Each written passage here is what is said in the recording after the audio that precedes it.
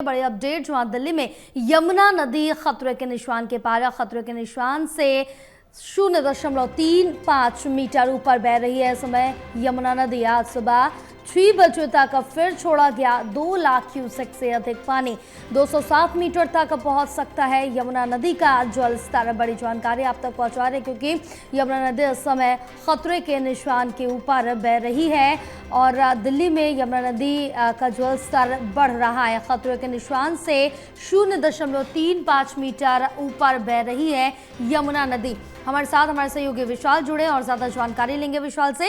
विशाल, क्या कुछ अपडेट मिल पा रही है? यमुना नदी का जल स्तर इस समय खतरे के निशान के ऊपर है। आम लोगों के लिए जो नदी किनारे रह रहे, निचले इलाकों में रह रहे, क्या कुछ व्यवस्था है? जय बिल्कुल, देखिए आज और कल का दिन दिल्ली के लिए काफी जो है खतरनाक साबित हो सकता है क्योंकि हथनीकुंड बैराज से लगभग 12 से 15 लाख क्यूसेक पानी अब तक छोड़ा जा चुका है और हर दूसरे घंटे लाखों की संख्या में पानी जो है दिल्ली की ओर छोड़ा जा रहा है। आज सुबह की बात करें तो 6 बजे तक 2 लाख से भी ज्यादा क्यूसेक पानी जो है छोड़ा गया है और वहीं हथनीकुंड के बाद जो वजीराबाद और ओखला बैराज है वहां से भी 60,000 से अधिक पानी जो है छोड़ा जा रहा है। तो कह सकते हैं कि आज यमुना नदी कहीं ना कहीं उफान के ऊपर आ सकती है। अभी मौजूदा अगर स्थिति की बात करें तो जो डेंजर लेवल होता है 205.33 उससे 0.35 मीटर जो है वो यमुना नदी ऊपर बह रही है और अभी भी यमुना नदी का हम कह सकते हैं जो खतरे के निशान को पार कर चुकी है और शाम होते होते पूरी उम्मीद है कि ये 206 मीटर तक जो कि इवैक्यूएशन लेवल होता है उसको भी पार कर जाएगी। सरकार की बात करें तो सरकार का कहना है हमने सारी तैयारियां कर ली हैं। कल सीएम रेखा गुप्ता ने बड़ा दावा किया था कि हम सभी स्थिति पर जो है नजर बनाए हुए हैं और कुछ भी अगर आपातकाल जैसी कोई घटना घटती है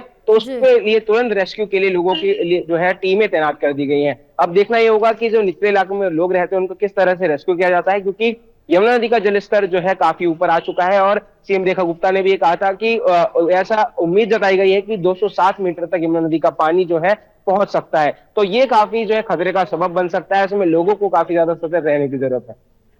बिल्कुल विशाल, क्योंकि अब जिस तरह से जल स्तर बढ़ रहा है, बाढ़ के जो आसार है वो साफ तौर से नजर आ रहे हैं क्योंकि अब तक निचले इलाके में जो घर बने, कई घरों में पानी घुस चुका है, लोगों को काफ़ी परेशानी हो रही। आप ग्राउंड जीरो पर भी गए थे, लोगों की राय जानी थी कि जो कैंप बनाए गए हैं, राहत शिविर बनाए गए हैं, उसमें लोगों को कुछ खास सुविधाएं नहीं मिल पा रही है, तो क्या अब वो सुविधाओं में सुधार हो रहा है?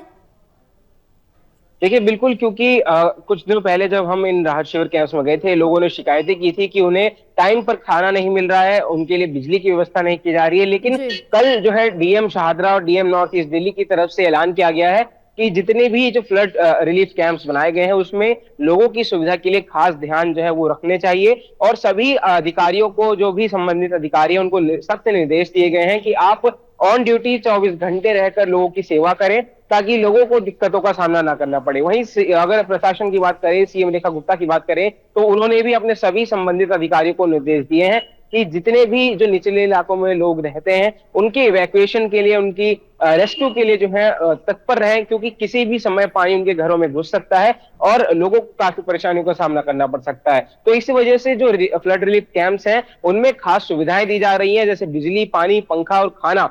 तो 24 घंटे वहां पर बिजली उपलब्ध रहती है और खाने के लिए भी 3 टाइम वहां पर ट्रक भर भर के खाना आता है ताकि लोग जो है, क्योंकि ऐसी स्थिति में घर पर खाना बनाना संभव नहीं है, इसलिए वह जो सरकार की तरफ से मदद मिलती है उस खाने से ही अपना गुजारा कर रहे हैं। हाँ बिल्कुल विशाल, तमाम जानकारी साझा करने के लिए बहुत शुक्रिया आपका।